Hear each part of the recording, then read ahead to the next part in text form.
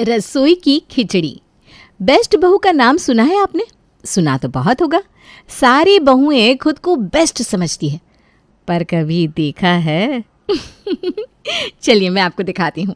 तो मिलाते हैं आपको रमा से, जिसके लिए अपने ससुराल वालों की पेट पूजा करना ही सबसे बड़ा धर्म था।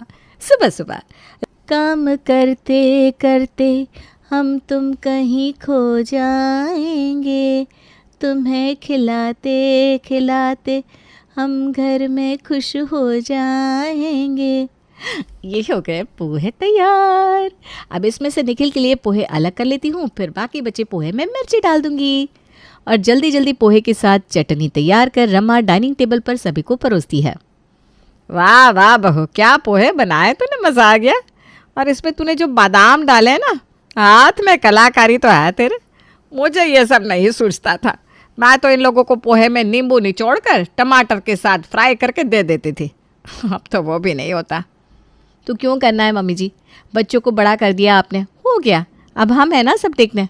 एक उम्र के बाद सास की जिम्मेदारी बेटी बहू की होती है और ससुर की बेटे और दामाद की। एंड थैंक यू मम्मी जी, आप तारीफ़ कर देती है ना तो मेरी सारी थकावट दूर हो जाती है, कसम से। तभी निखिल पोहे खाने जाता है कि प्रिया उसे रोक देती है। भैया आप पोहे मत खाओ, पोहे में मिर्च है और आपको मिर्ची से एलर्जी है ना। नहीं नहीं दीदी, भैया को जो पोहे दिए हैं ना उसमें मिर्च नहीं है। तू बड़ी समझा रही है अपनी भाभी को, हैं? कभी एक गिलास पानी का भी उठाती है क्या? बड़ी आई भैया की हितैषी। भैया मत खाना। अरे मेरी रमा को सब पता है कब क्या कैसे करना है। सबकी पसंद नापसंद का ध्यान रखती है मेरी रमा। सभी आराम से पोहे खा रहे थे, पर सुरेश इधर उधर देख रहा था। क्या हुआ पापा जी, आप खाना क्यों नहीं खा रहे हैं? खा रहा हूँ बहू, खा तो रहा हूँ। बहू आ गई है, अब तो नखरे छोड़ दीजिए।